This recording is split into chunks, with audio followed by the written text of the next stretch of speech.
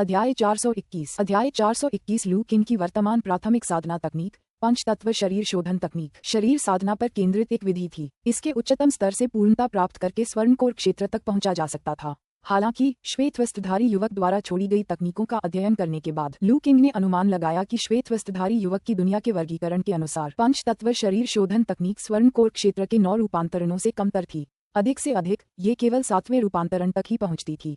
इस सीमा के कारण ही प्राचीन साधना युग में पंचतत्व शरीर शोधन तकनीक के निर्माता स्वर्ण मूल क्षेत्र के एक साधक अंततः नवोदित आत्मा क्षेत्र को प्राप्त करने में असफल रहे थे।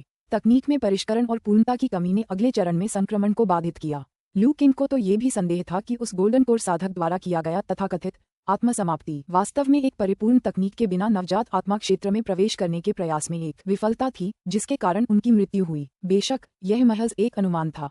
हजारों साल पहले की घटनाओं को सत्यापित करना असंभव था, लेकिन ये तथ्य निर्विवाद रहा कि पंचतत्व शरीर शोधन तकनीक अपूर्ण थी। अब उनके परफेक्ट गोल्डन कोर के आकस्मिक गठन के साथ इस तकनीक को चरण दर चरण तरीके से विकसित करना अब उचित नहीं रह गया था। इससे भी अधिक महत्वपूर्ण बात यह है कि शरीर को सुसंस्कृत करने पर विशुद्ध रूप से केंद्रित तकनीक अब उनके लिए उपयुक्त नहीं थी। परफेक्ट गोल्डन कोर निराकार, असीम, निरंतर परिवर्तनशील था और इच्छा अनुसार संघनित या विलीन हो सकता था। अपने गोल्डन कोर के निर्माण के बाद लू किंग की जीवन शक्ति, ऊर्जा और आत्मा एक में विलीन हो चुकी थीं। उनकी आध्यात्मिक शक्ति और शारीरिक सामर्थ्य एक दूसरे में सहजता से परिवर्तित हो सकती थी, बिना किसी अवरोध के प्रवाहित हो सकती थी। चाहे वह शारीरिक साधना विधियों का उपयोग कर रहा हो या आध्यात्मिक साधना तकनीकों का, वह उन्हें सहजता से संचालित कर सकता था। इस प्रकार शारीरिक साधना और आध्यात्मिक साधना के बीच का भेद उन पर लागू नहीं होता था। एक तरह से वह अब शरीर और आत्मा दोनों के पूर्णतम साधक बन चुके थे। इसलिए न तो शुद्ध शारीरिक साधना तकनीकें और न ही आध्यात्मिक साधना तकनीकें उनकी वर्तमान आवश्यकताओं को पूरा कर सकती थीं। फिर भी लू किंग बिल्कुल भी विचलित नहीं हुई। यदि कोई उपयुक्त तकनीक नहीं है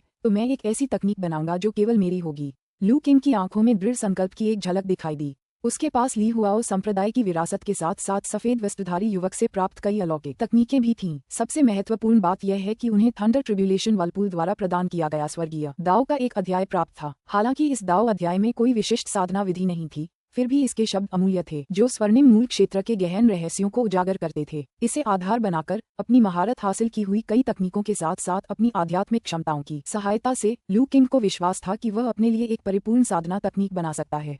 बिना किसी झिझक के लू किंग ने अपनी आध्यात्मिक शक्तियों को सक्रिय किया और अपना प्रयास शुरू कर दिया। इस बार वह साधना नहीं कर रहा था, बल्कि अपनी आध्यात्मिक क्षमताओं पर भरोसा कर रहा था, ताकि उसके मन में साधना तकनीकों से संबंधित अंतर्दृष्टियों का एक विशाल संगम उत्पन्न हो सके। ये अंतर्दृष्टियां आपस में विलीन हुई, टकराई और प्रतिध्वनित हुई जब उसने अपनी अनूठी तकनीक बनाने की यात्रा शुरू की। क्या इस रहस्यमय क्षेत्र में वास्तव में सभी 5 तत्व मौजूद हैं? 1 लाख पहाड़ों की गहराई में धूसर वस्त्र पहने एक व्यक्ति ने एक गुप्त क्षेत्र में प्रवेश किया। उसके चेहरे पर आश्चर्य के भाव थे। 5 तत्वों की आध्यात्मिक ऊर्जाएं पूर्णतया संतुलित और जटिल रूप से परस्पर जुड़ी हुई थीं, जो इस गुप्त क्षेत्र की असाधारण प्रकृति का प्रमाण है। लेकिन जल्द ही उसने अपनी हैरानी को एक तरफ रख दिया और अपने आसपास के वातावरण को ध्यान से महसूस करने लगा। उसे अब भी अपने छोटे भाई की आभा के अंश हवा में महसूस हो रहे थे, जिससे ये सिद्ध होता था कि उसका छोटा भाई कुछ समय पहले ही इस गुप्त क्षेत्र में प्रवेश कर चुका था। उसके छोटे भाई ने यहाँ शक्तिशाली तकनीकों का प्रयोग भी किया था, जिससे ऊर्जा का एक घना निशान पीछे छूट गया था। क्या वह यहाँ अंधाधुंध नरसंहार कर रहा था या उसका उस रहस्यमय हत्यारे से टकराव हुआ था? धूसर वस्त्रधारी व्यक्ति ने अपने छोटे भाई के स्वभाव के आधार पर अनुमान लगाया। हालांकि जब वह एक निश्चित स्थान पर पहुंचा और उसने जमीन पर एक विशाल हाथ का निशान देखा, साथ ही क्षत विक्षत मांस के 2 अस्पष्ट ढेर देखे, तो वह चुप हो गया। उसी क्षण उसे समझ आ गया, उसका छोटा भाई सचमुच यहाँ उत्पात मचा रहा था। कुछ क्षणों की चुप्पी के बाद धूसर वस्त्र पहने हुए व्यक्ति ने पगडंडी का अनुसरण करना जारी रखा। रास्ते में उसे अपने छोटे भाई की तकनीकों द्वारा छोड़ी गई तबाही के कई निशान मिले। हर जगह लाशें बिखरी पड़ी थीं, उनकी मौतें बेहद दुखद थीं। धूसर वस्त्र पहने उस व्यक्ति के चेहरे के भाव हर दृश्य के साथ और भी ठंडे होते गए। अंततः वह एक ऊंचे पहाड़ पर पहुंचा, जो अब एक उजाड़ रेगिस्तान बन चुका था। कभी जीवंत रहा वह स्थान जहां आध्यात्मिक ऊर्जा एकत्रित होती थी, पूरी तरह से तबाह और उजाड़ हो चुका था। तबाही को देखकर धूसर वस्त्रधारी व्यक्ति ने यह निष्कर्ष निकाला कि यह उसके छोटे भाई का काम नहीं था। अपने छोटे भाई के व्यक्तित्व को देखते हुए वह उस गुप्त लोक को अपना मान लेता और कभी भी इस तरह के क्रूर और विनाशकारी व्यवहार में शामिल नहीं होता। इससे ये संकेत मिलता है कि किसी और ने उसके छोटे भाई से पहले ही खजाने को लूट लिया था। धूसर वस्त्र पहने हुए व्यक्ति ने चुपचाप गणना की और जल्द ही उसके मन में एक मानसिक छवि बन गई। उत्साह से भरे उसके छोटे भाई ने जब वहां पहुंचकर देखा तो पाया कि खजाना गायब हो चुका है। क्रोधित होकर उसने गुप्त लोक में मौजूद लोगों को पकड़ना और उनसे पूछताछ करना शुरू कर दिया, जो खजाने को चुराने वाले अपराधी का पीछा करते हुए एक नरसंहार में तब्दील हो गया। क्या इसी व्यक्ति ने मेरे छोटे भाई की हत्या की थी? धूसर वस्त्रधारी व्यक्ति ने बुदबुदाते हुए कहा। वह पूरी तरह से आश्वस्त नहीं था, लेकिन उसे इतना पता था कि उसका छोटा भाई गुप्त क्षेत्र में नहीं मरा था। वहाँ किसी बड़े युद्ध या मृत्यु के आभास का कोई संकेत नहीं था। दुर्भाग्यवश उसके छोटे भाई की हत्या के कारण गुप्त क्षेत्र में कोई भी ऐसा व्यक्ति नहीं बचा था जिससे वह पूछताछ कर सके, और अधिक सुराग न मिलने पर धूसर वस्त्रधारी व्यक्ति वहां नहीं रुका। वह प्रकाश की एक लकीर में परिवर्तित हो गया और गुप्त लोक के प्रवेश द्वार की ओर उड़ गया। काले भंवर तक पहुंचकर वह उसमें प्रवेश कर गया और गुप्त क्षेत्र से बाहर निकल गया। बाहर निकलने के बाद उसने 8 त्रिकोणों वाली एक कलाकृति निकाली, उसमें जीवन शक्ति का संचार किया और उस पर एक टूटी हुई जेड की पट्टिका रख दी। एक विचार के साथ ही वह वस्तु तेजी से घूमने लगी, थोड़ी देर बाद रुक गई और एक विशिष्ट दिशा की ओर इशारा करने लगी। धूसर वस्त्र पहने उस व्यक्ति की आंखें हल्की सी चमक उठीं और शून्य में उसकी दृष्टि में कारणता का एक महीन लाल धागा प्रकट हुआ, जो मुड़ता हुआ आगे की ओर बढ़ रहा था। तो मेरा छोटा भाई गुप्त लोक छोड़ने के बाद इस तरफ आया। स्पष्ट दृष्टि से चमकती आंखों के साथ धूसर वस्त्र पहने हुए व्यक्ति ने कारण कार्य संबंध के लाल धागे का अनुसरण किया और उसके मार्ग पर उड़ता चला गया। लेकिन जैसे जैसे वह आगे बढ़ा, उसने देखा कि उसके छोटे भाई का रास्ता अनियमित था, मानो कोई बिना सिर वाली मक्खी लक्ष्यहीन होकर भटक रही हो। ये संभवतः उनके छोटे भाई द्वारा खजाने को चुराने वाले व्यक्ति की बेतहाशा खोज को दर्शाता है। धैर्यपूर्वक धूसर वस्त्र पहने हुए व्यक्ति ने अव्यवस्थित लाल धागे का पीछा किया। रास्ते में उसने नीचे जंगलों में छिपे हुए कई प्राणियों को महसूस किया। हालांकि उनमें से सबसे शक्तिशाली प्राणी केवल पूर्व दिव्य क्षेत्र में थे, इसलिए उसने उन्हें अनदेखा कर दिया और पूरी तरह से उस धागे पर ध्यान केंद्रित किया। उन्हें यह आभास हो रहा था कि वे अपने छोटे भाई की मृत्यु के स्थान का पता लगाने के करीब हैं। तो कुछ प्रगति हुई है। जैसा कि उम्मीद थी, तकनीकों को निकालने के लिए दाओ अध्याय को आधार बनाना सही विकल्प था। लू परिवार की जागीर में गणनाओं के एक दौर के बाद लू किंग ने हल्की सी मुस्कान बिखेरी। थंडर ट्रिब्यूलेशन वर्लपूल द्वारा प्रदत्त दाओ अध्याय वास्तव में गहन था। अपनी आध्यात्मिक शक्तियों की सहायता से उन्होंने पहले ही अपने लिए विशिष्ट रूप से उपयुक्त तकनीक विकसित करने की दिशा में महत्वपूर्ण प्रगति कर ली थी। जैसे ही लू किंग आगे बढ़ने की तैयारी कर रहा था, अचानक उसकी भौहें तन गईं। इसी दौरान ज्यूली गांव के बाहरी इलाके के ऊपर धूसर वस्त्र पहने हुए व्यक्ति ने नीचे स्थित छोटे से गांव को देखा, जो एक संरचनात्मक अवरोध से घिरा हुआ था। अध्याय 422 जूनियर भाई ने एक बार यहाँ 10,000 कला हथेली का प्रयोग करके कई पूर्व स्वर्गीय क्षेत्र के साधकों को मार डाला था। एक भूरे रंग का चोला पहने हुए व्यक्ति ने कारणता के लाल धागे का अनुसरण किया और 1 लाख पहाड़ों की गहराई से लेकर बाहरी इलाके की एक पहाड़ी तक अपना रास्ता तय किया। 8 त्रिकोणों वाली कलाकृति के अनुमानों का अवलोकन करते हुए उसने अतीत में अपने छोटे भाई द्वारा जादू का प्रयोग करने का दृश्य देखा। कुचले जाने के दौरान कई पूर्व दिव्य साधकों के भयभीत और निराश चेहरों का सजीव चित्रण किया गया। धूसर वस्त्र पहने उस व्यक्ति के चेहरे पर कोई भाव नहीं बदला। उसने अपनी यात्रा के दौरान ऐसे दृश्य बार बार देखे थे। उसने हाथ के इशारे से 8 त्रिकोणों वाली कलाकृति द्वारा उत्पन्न छवियों को तितर बितर कर दिया। जैसे ही वह कारणता के लाल धागे का अनुसरण करने वाला था, उसे अचानक कुछ असामान्य महसूस हुआ। नीचे देखते हुए वह जम गया। ये गांव अपनी साधना के बल पर उसने एक ही नजर में नीचे स्थित गांव को घेरने वाली युद्ध संरचनाओं को प्रकट कर दिया। इतने दूरस्थ और सुनसान स्थान पर एक किलेबंदी से सुरक्षित गांव का होना अत्यंत असामान्य था। इस एहसास ने धूसर वस्त्रधारी व्यक्ति को सतर्क कर दिया। जैसे ही वह गांव के रहस्यों को जानने के लिए एक तकनीक का उपयोग करने की तैयारी कर रहा था, अचानक गांव से प्रकाश की एक लकीर निकली। पल भर में वह उसके सामने प्रकट हो गया। प्रकाश थम गया और कुछ ही फीट दूर हवा में खड़ा एक युवक दिखाई दिया। भूरे वस्त्र पहने हुए व्यक्ति को देखते हुए उसके चेहरे पर शांति थी। गोल्डन कोर क्षेत्र। धूसर वस्त्र पहने वह व्यक्ति चौंक गया। उसके दिमाग में खतरे की घंटी बजने लगी और उसने तुरंत स्थिति को समझने की कोशिश की। लू किंग पर अपनी निगाहें गड़ाते हुए उसने ठंडे स्वर में पूछा, मेरे छोटे भाई की हत्या तुमने ही की थी, है ना? क्या आप सफेद वस्त्र पहने उस युवक की बात कर रहे हैं? लू किंग अपने हाथ पीठ पीछे बांधे खड़ा था। उसकी आवाज में कोई जल्दबाजी नहीं थी। हाँ, मैंने उसे मार डाला। धूसर वस्त्र पहने उस व्यक्ति की आंखें ठंडी पड़ गईं और उससे एक निर्मम हत्या का इरादा निकला, जो आसपास के वातावरण में फैल गया। अचानक तेज हवाएं चलने लगीं और अत्यधिक दबाव के कारण 10 मील के दायरे में बादल तितर बितर हो गए। जब स्वर्णकोर क्षेत्र का कोई साधक क्रोधित हो जाता था, तो ऐसा प्रतीत होता था मानो आकाश और पृथ्वी स्वयं ही प्रतिक्रिया स्वरूप बदल रहे हों। इस भारी कोलाहल ने स्वाभाविक रूप से डॉक्टर चेन, लिन झिरुई और गांव के अन्य लोगों का ध्यान आकर्षित किया। आकाश में धूसर वस्त्रधारी व्यक्ति का सामना करते हुए लू किंग को देखकर सभी लोग स्तब्ध होकर अपने घरों से बाहर दौड़ पड़े। ये सफेद वस्त्रधारी व्यक्ति का वरिष्ठ भाई है। लिन झिरुई ने तुरंत ही धूसर वस्त्रधारी व्यक्ति की पहचान कर ली। उसका दिल भय से कांप उठा। क्या ये वही सफेद वस्त्रधारी व्यक्ति का वरिष्ठ भाई है जो कुछ दिन पहले मिला था? ये सुनकर वेई शानहाई और अन्य लोग और भी अधिक भयभीत हो गए।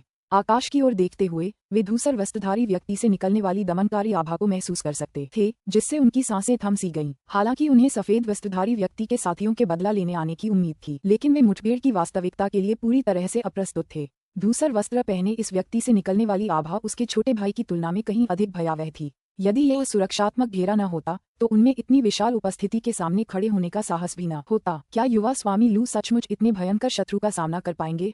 ये सवाल सबके दिलों में अनबन पैदा कर रहा था, जिससे उनमें गहरी बेचैनी का भाव पैदा हो गया था। केवल डॉक्टर चेन ही अपेक्षाकृत शांत दिखाई दिए, क्योंकि वे जानते थे कि लू किंग पहले ही गोल्डन कोर दायरे में पहुंच चुका है, जिससे उसकी शक्ति में काफी वृद्धि हुई है। डॉक्टर चेन ने चुपचाप सौर मंडल को उसकी अधिकतम शक्ति तक सक्रिय कर दिया, जिससे गांव की सुरक्षा व्यवस्था मजबूत हो गई। तो रहस्यमयी लोक के खजाने भी आपने ही ले लिए थे। दूसर वस्त्रधारी व्यक्ति लू किंग को घूर रहा था। उसकी आवाज तीखी थी और वह उससे सवाल कर रहा था।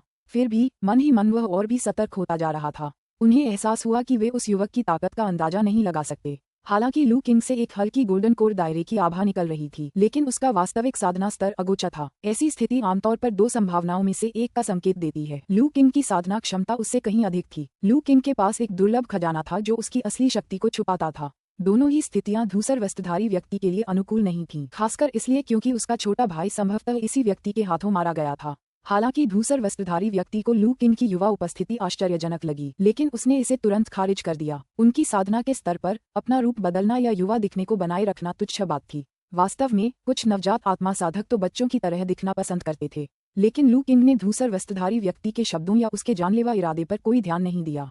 इसके बजाय वह चुपचाप अपने प्रतिद्वंदी के बारे में जानकारी को अपनी दृष्टि में प्रकट होते हुए देखता रहा। वू कियानफेंग, 1000 मूल के महान जगत से स्वर्गीय हृदय संप्रदाय का सच्चा शिष्य, खेती मध्यम श्रेणी का सुनहरा कोर, 4 चक्र, 1000 उत्पत्ति वाली महान दुनिया, ग्रेट युआन अमर डोमेन की उत्तरी सीमा पर स्थित। यह इसकी शीर्ष श्रेणी की महान दुनियाओं में से एक है। इसमें असाधारण क्षमता वाला एक दुर्लभ खजाना छिपा है। तुम्हारे हाथों अपने छोटे भाई की मौत के कारण वह तुमसे गहरी नफरत करता है। सारी जानकारी देखकर लू किंग समझ गई, यह व्यक्ति और सफेद वस्त्रधारी युवक वास्तव में एक ही संप्रदाय के थे। इससे पहले जब लू किंग ने सफेद वस्त्रधारी युवक की जानकारी की जांच की थी, तो उससे ये भी पता चला कि वह 1000 मूल के महान जगत के स्वर्गीय हृदय संप्रदाय का एक शिष्य था। 1000 उत्पत्ति वाला महान विश्व। लू किंग को याद आया कि ली हुआओ कड़ाही में फंसी राक्षसी साधक की आत्मा तियान्युआन महान दुनिया नामक एक महान दुनिया से आई थी। अब एक और महान दुनिया का उदय हुआ, साथ ही ग्रेट युआन अमर डोमेन का भी उल्लेख हुआ। ऐसा प्रतीत हुआ कि बाहरी दुनिया उसकी कल्पना से कहीं अधिक विशाल थी। युवक, तुम्हारी इतनी धृष्टता करने की हिम्मत कैसे हुई? जब लू किंग ने उसकी बात अनसुनी कर दी तो धूसर वस्त्रधारी व्यक्ति का क्रोध भड़क उठा। हालांकि वह सतर्क था, लेकिन एक महान विद्या के साधक के रूप में उसका स्वाभिमान इस तरह के अनादर को सहन नहीं कर सका। वह इस छोटी सी दुनिया के तथाकथित गोल्डन कोर साधक लू किंग को एक योग्य प्रतिद्वंद्वी नहीं मानता था। फिर भी लू किंग की निगाहों में कुछ बेचैन करने वाला था, मानो वह उसे पूरी तरह से भेद सकती हो। जी हाँ, मैंने रहस्यमयी लोक से खजाने लिए हैं, लू किंग ने शांत भाव से उत्तर दिया, और अधिक पूछताछ की कोई आवश्यकता नहीं है। मैं तुम्हारा ही इंतजार कर रही थी। अब जब आप यहाँ आ ही गए हैं तो चलिए आज ही सब कुछ निपटा लेते हैं। सफेद वस्त्रधारी युवक के हाथों मारे गए ग्रामीणों को याद करते हुए लू किंग की आंखों में हत्या की मंशा की एक झलक दिखाई दी। उसने अपनी बाह फैलाई, उंगलियां चौड़ी करके फैलाईं और स्वर्ग और पृथ्वी के नियमों का आह्वान किया। पल भर में आसपास की आध्यात्मिक ऊर्जा में तीव्र उछाल आया और स्वर्ग और पृथ्वी के नियम अस्थिर हो गए। लू किंग के सामने एक विशाल पारदर्शी हथेली का आकार उभरा, जिससे कांच जैसी चमक निकल रही थी। अत्यधिक गति के साथ वह धूसर वस्त्रधारी व्यक्ति की ओर बढ़ी। 10,000 स्पाम धूसर वस्त्र पहने वह व्यक्ति स्तब्ध रह गया। उसके चेहरे पर अविश्वास के भाव थे। अध्याय 423 लू किंग द्वारा प्रदर्शित दाव तकनीक को देखकर धूसर वस्त्रधारी व्यक्ति अत्यंत स्तब्ध रह गया। आध्यात्मिक शक्ति का विशाल हाथ उसके लिए बहुत अच्छी तरह से परिचित था। यह कोई और नहीं बल्कि उनके छोटे भाई की गौरवपूर्ण, अत्यंत सावधानीपूर्वक विकसित की गई सर्वोच्च कला थी, 10,000 कलाओं वाली हथेली। उसके छोटे भाई ने 1 सदी से अधिक समय तक इस तकनीक को बड़ी मेहनत से निखारा था और इसे चरम सीमा तक पहुंचाया था। फिर भी अब गोल्डन कोर क्षेत्र में एक अजनबी ने अचानक इसका इस्तेमाल कर लिया था। भला ये देखकर धूसर वस्त्रधारी व्यक्ति भयभीत क्यों न होता, लेकिन उनके दिल में उमड़े अपार सदमे के बावजूद स्थिति ने हिचकिचाहट के लिए कोई गुंजाइश नहीं छोड़ी थी। लू किंग द्वारा इस्तेमाल की जाने वाली 10,000 कलाओं वाली हथेली आश्चर्यजनक रूप से तेज थी, जो पलक झपकते ही धूसर वस्त्रधारी व्यक्ति के सामने प्रकट हो गई। एक शक्तिशाली दमनकारी ताकत उस पर हावी हो गई, जिससे उसे घुटन और गतिहीनता का अनुभव होने लगा। यह इतना मजबूत कैसे हो सकता है? धूसर वस्त्रधारी व्यक्ति 10,000 कलाओं वाले ताड़ के पेड़ की अपार शक्ति को देखकर चकित रह गया। यह उपलब्धि उनके छोटे भाई की उपलब्धि से कहीं बेहतर थी। जो व्यक्ति साधना में अभी अभी आगे बढ़ा था, उसके लिए ये लगभग असहनीय उत्पीड़न की भावना लेकर आया। उसकी अंतरात्मा ने उसे चेतावनी दी, इस हथेली के प्रहार का विरोध करना असंभव था। इसी अंतर्ज्ञान पर अमल करते हुए धूसर वस्त्रधारी व्यक्ति ने अपने शरीर से चांदी की रोशनी की एक तेज किरण निकाली। उस पर मंडरा रही दमनकारी शक्ति पल भर में क्षीण हो गई और एक फिसलन भरी मछली की फुर्ती से वह अंतिम क्षण में बाल बाल हमले से बच गया। लू किंग ने अपनी भौहें ऊपर उठाईं। उसने गौर किया कि धूसर वस्त्रधारी व्यक्ति की प्रेत गति तकनीक उल्लेखनीय रूप से परिष्कृत थी, जो उसके चलने के दौरान आसपास के स्वर्ग और पृथ्वी के नियमों को सूक्ष्मता से प्रभावित कर रही थी। इससे भी अधिक रहस्यमय बात यह थी कि उसके प्रतिद्वंदी के शरीर पर चांदी की रोशनी की एक परत थी। जब इस चांदी जैसी रोशनी पर 10,000 कलाओं वाली हथेली की दमनकारी शक्ति लागू की गई तो वह अजीब तरह से मायावी महसूस हुई, मानो उसकी सतह से फिसल रही हो। ठीक इसी वजह से धूसर वस्त्रधारी व्यक्ति इतनी आसानी से भाग निकलने में कामयाब हो गया। जैसा कि उम्मीद थी, जल्दबाजी में सीखे गए मंत्र भरोसेमंद नहीं होते। थोड़ा आश्चर्यचकित होने के बावजूद लू किंग निराश नहीं हुआ। उसने सहजता से हाथ हिलाकर अपने द्वारा अभी अभी बुलाए गए 10,000 कला हथेली को समाप्त कर दिया।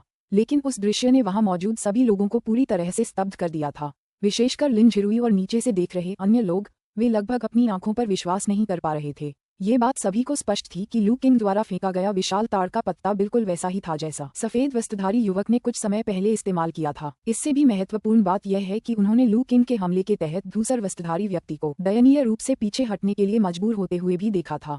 क्या ऐसा हो सकता है कि लू शियालांगजुन ने हाल ही में अपनी साधना में कोई बड़ी सफलता हासिल की हो? यह विचार अनायास ही वहां मौजूद सभी लोगों के मन में आया। आप आखिर हैं कौन? आपको 10,000 स्पाम के बारे में कैसे पता है? धूसर वस्त्रधारी व्यक्ति ने लू किंग पर अपनी निगाहें गड़ा दी और अपनी आवाज में आ रही कपकपी को दबाने में असमर्थ रहा।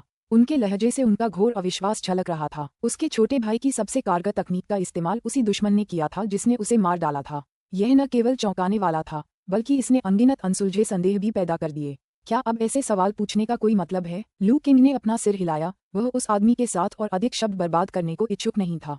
उसके हाथ में एक जादुई कलाकृति के स्तर का ब्लेड प्रकट हुआ, जिसकी धार चुभने वाली ठंडी चमक से जगमगा रही थी। इससे पहले किया गया 10,000 स्पाम गोल्डन कोर दायरे में प्रवेश करने के बाद उनकी तकनीकों का एक आकस्मिक परीक्षण मात्र था।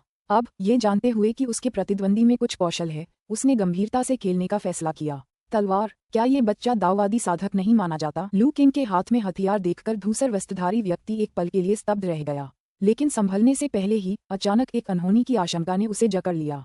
एक भयानक हत्या का इरादा उसके मन में घर कर गया, जिससे उसकी रीढ़ की हड्डी में सिहरन दौड़ गई। बिना सोचे समझे धूसर वस्त्र पहने हुए व्यक्ति ने सहज रूप से एक तरफ हटकर रास्ता बना लिया, लेकिन जैसे ही वह हिला, उसे तेज दर्द महसूस हुआ। उसकी बांह कटकर हवा में उड़ गई थी। ओह, आपकी सूझबूझ बुरी नहीं है।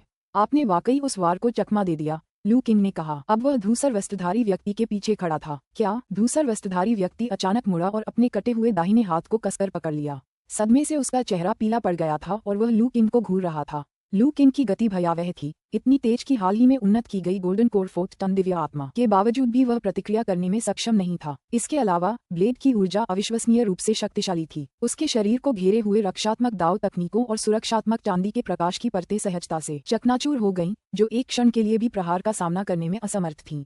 शरीर और आत्मा दोनों के दोहरे साधक। आप वास्तव में एक दोहरे साधक हैं। आखिर आप हैं कौन? इस दुनिया का कोई भी प्राणी इतना ताकतवर नहीं हो सकता। क्या आप भी बाहरी दुनिया से यहाँ आए हुए किसी व्यक्ति हैं? जब वह रहस्यमय लू किंग को घूर रहा था तो भूरे रंग के वस्त्र पहने उस व्यक्ति के दिमाग में कई संभावनाएं कौंध गईं। ये छोटी सी दुनिया हाल ही में पुनर्जीवित होना शुरू हुई थी, जिससे लू किंग जैसे भयावह व्यक्ति का यहाँ स्वाभाविक रूप से अस्तित्व होना असंभव था। इसका एकमात्र स्पष्टीकरण यही था कि लू किंग भी उन्हीं की तरह एक अलौकिक विशेषज्ञ था जो यहाँ आ पहुंचा था। मजबूत, लू किंग ने उदासीनता से कहा।